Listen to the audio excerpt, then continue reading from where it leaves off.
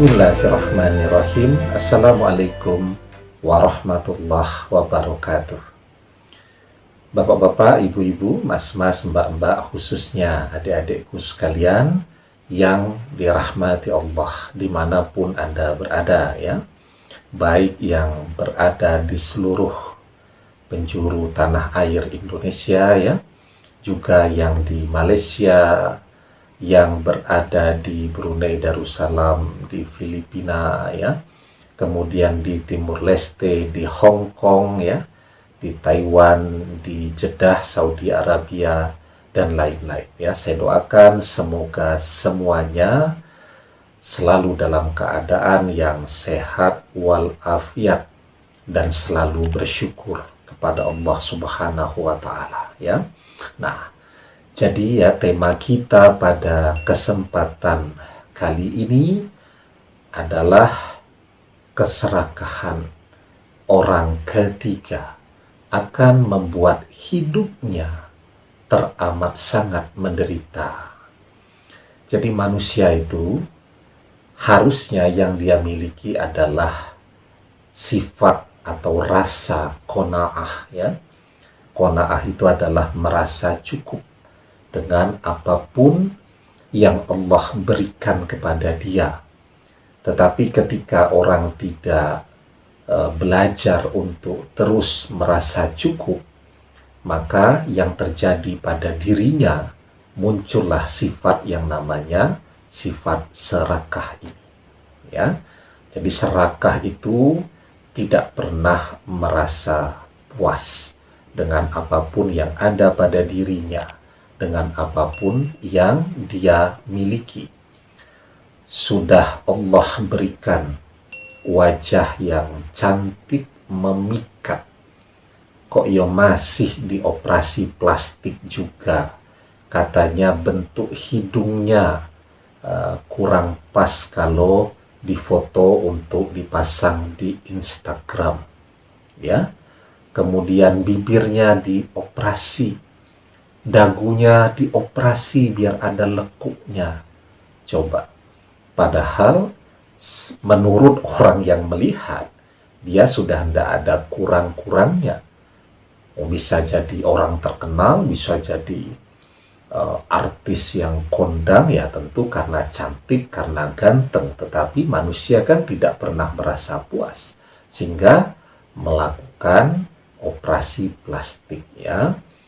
Jadi di Korea Selatan tuh yang populer sekali, bukan hanya kaum selebritis, ya, tetapi juga masyarakat biasa itu berduyun-duyun untuk melakukan operasi plastik agar bentuk wajahnya sama atau memenuhi standar yang diinginkan oleh zaman, ya. Nah, apalagi contohnya yang lain. Misal sudah punya mobil satu, ya, pengen punya dua. Padahal manusia itu bisa naik mobilnya berapa? Mosok dua mobil dinaikin semua, kan? Satu kaki kirinya di mobil yang satu, satu kaki kanannya di mobil yang lain, ya. Termasuk juga ketika melihat orang memiliki sesuatu yang dia belum punya, maka yang dia lakukan adalah merebut milik orang lain tadi. Jadi ketika kita melihat, ya, orang misalnya punya sesuatu, kita kepengen, ya, maka apa yang paling ideal untuk kita lakukan? Ya tentu kita sejauh memang barang atau benda yang dimiliki itu tadi mungkin untuk dimiliki, misal seperti handphone, ya, atau perhiasan dan seterusnya, maka yang kita lakukan adalah bekerja keras, ya, biar bisa membelinya dengan cara yang halal. Tetapi ada juga kan sesuatu yang sudah dimiliki oleh orang lain, tetapi tidak boleh dimiliki juga oleh seseorang.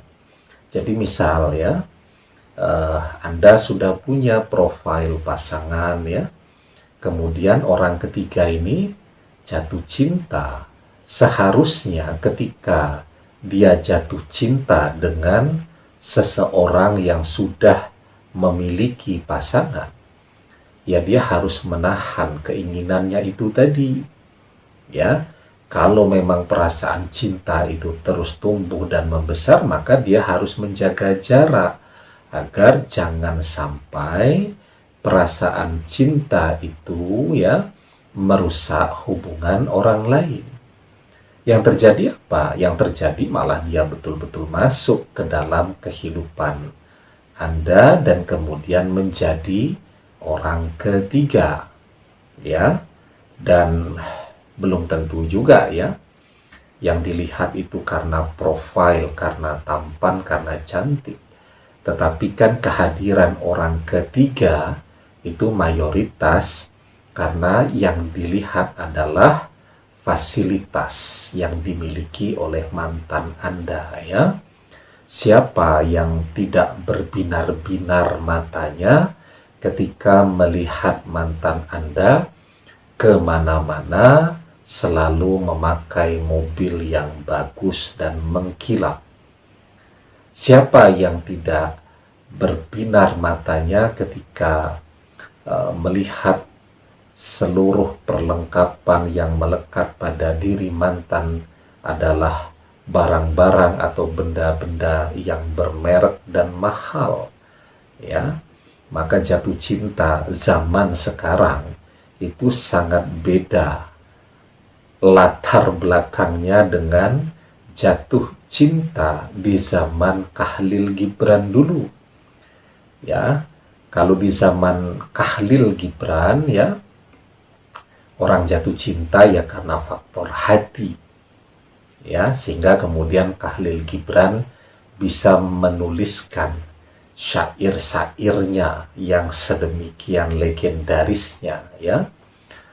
Dulu di zaman misal para penyair seperti Shakespeare itu sudah muncul tuh tradisi jatuh cinta atau cinta karena faktor harta ya. Nah, dan itu terus berkembang tuh sampai hari ini. Itulah yang kemudian membuat banyak orang menghalalkan segala cara termasuk merebut pasangan orang demi mendapatkan harta dengan cara yang mudah ya. Kerja itu kan capek. Kerja itu dapat uang misal 3 juta atau 5 juta sebulan, itu berat juga tuh. Tapi dengan misal berpasangan dengan mantan Anda, mungkin lebih dari itu setiap bulan bisa dia dapatkan. Itu yang ada di dalam pikirannya. Dan ketika nanti misal mantan Anda tidak bisa memuaskan dahaganya terhadap harta, karena harta itu kan seperti halnya orang minum air garam atau air asin. Anda tahu kuah bakso ya? Bakso itu kan makannya kalau tidak ada garamnya, ya rasanya kan tidak menggoda ya. Sehingga biasanya kalau kita makan bakso di warung bakso itu selalu ada garam di atas meja. Kalau kurang asin ya ditambah sendiri. Selesai makan bakso, kira-kira Anda haus tidak? Haus kan, makanya habis makan bakso selalu kombinasinya dengan es teh. Karena haus, air garam itu selalu membuat orang menjadi tambah haus. Itulah yang terjadi pada sosok orang ketiga itu sekarang. Dia akan terus berpetualang dari satu cinta ke cinta yang lain, ke cinta yang lain. Tujuannya apa? Tujuannya harta. Dan orang yang tidak pernah puas dengan harta itu adalah orang yang hidupnya paling menderita, ya. Karena begitu misal nih mantan Anda bisnisnya lagi keok, dia panik, bukan panik apa-apa, panik karena tidak bisa lagi hidup enak. Maka yang dia lakukan apa? Segera memisahkan diri dari mantan Anda untuk pindah ke orang lain yang secara finansial masih atau lebih survive. Kalau begitu terus yang dia lakukan, ya, maka hidupnya cuma begitu saja. Pindah dari sini, pindah ke sana, pindah lagi, pindah lagi, pindah lagi. Ya, dan itu adalah hidup yang paling melelahkan. Selalu harus beradaptasi dengan orang baru. Selalu harus berpura-pura mencintai agar uangnya cair. Nah, maka di dalam sebuah hadis kita diingatkan, ya, Rasulullah Shallallahu Alaihi Wasallam bersabda, "Lau anna libni adama wadiyam min zahabi ahabba ayyakuna lahu wadiyani walayyam afahu ila turab wa yatubullahu ala man taba."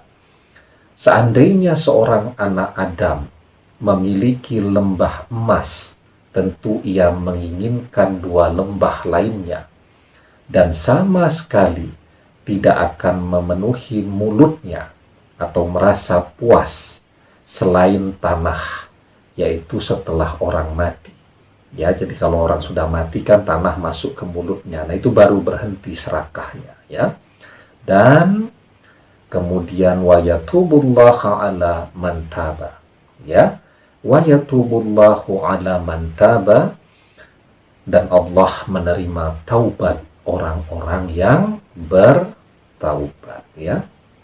Kita doakan sajalah semoga orang ketiga yang merebut mantan dari Anda segera sadar, segera bertaubat, ya. Semoga, ya, dia masih punya kesempatan bertaubat, ya. Semoga apa yang dia dapatkan dengan cara yang batil ini dia sadari untuk dia kembalikan kepada yang memilikinya, kepada yang berhak. Demikian, semoga bermanfaat. Wallahu a'lam bishawab. Billahi taufik wal hidayah. Assalamualaikum warahmatullahi wabarakatuh.